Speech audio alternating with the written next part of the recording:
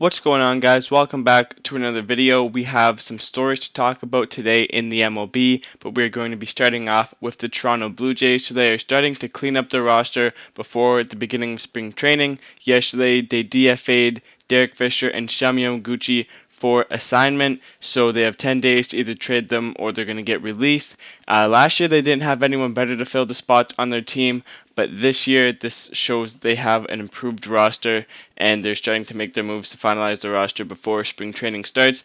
Derek Fisher came over from Houston in a trade. He wasn't really the best, and there was really no spot for him on the team anymore. We already had Gritchett, Hernandez, Gurriel, and Springer this year. And if the Jays wanted a backup outfielder in case one of them got hurt, you have Jonathan Davis, who played a lot better than Derek Fisher last year, both defensively and offensively. So there was just no room for him.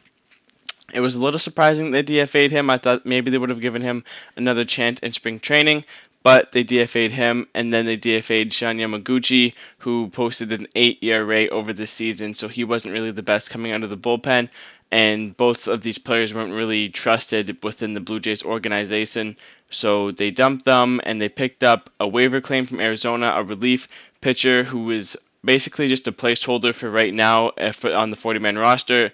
I think they're waiting until they get another starting pitcher or another player in a trade or free agent signing where they could just DFA him and then move on. They also got David Phelps and Joe Panic back over the last 2 days. David Phelps is one of those guys who is a solid mid reliever who gives up the home run occasionally, but he can get you out of a jam. He is not very expensive, $1.75 million. He replaces Yamaguchi in the bullpen. Derek Fisher was DFA'd to allow the waiver claim on the roster, and Joe Panic hasn't been official yet, so someone needs to be DFA'd for Panic to join the squad, probably the waiver claim relief pitcher. So Panic is a second baseman. Sort of interesting that they brought him back, considering they have Tellez, Biggio, Semien, Bichette, and Guerrero in the infield.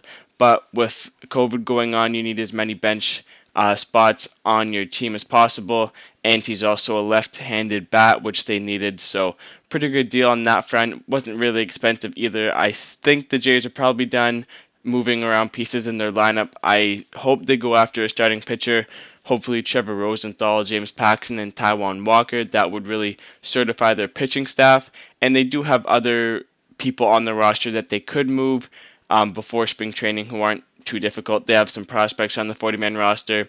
They have some names they can trade like Anthony Kay or Trent Thornton. So there's going to be a lot of moves that the Jays and other teams make as well before spring training. So I'm going to keep you up to date on all of those moves.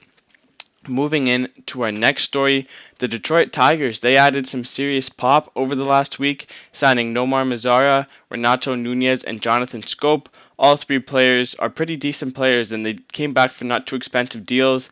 The Tigers aren't really going to be the best team next year, but they want to have a fun team, hit as many home runs as possible. Mazara strikes out a lot, but he has potential for a 30 home run season. Nunez has some serious pop in Baltimore. He doesn't really strike out a lot, so that's a pretty good signing, and they got him on a minor league deal too. He has potential for 30 home runs, and Scope also has potential for 30 home runs. They brought him back on a 1-year, $4.5 million deal. So decent signings for them. They're still going to finish last in that division, but they're going to be a fun team to watch home run wise. So that's basically all the news for them. Going into our final story, we have the New York Mets.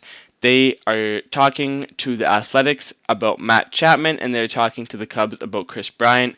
They don't seem too comfortable with J.D. Davis in the lineup. He's decent offensively, but defensively, Davis just hasn't really been the best.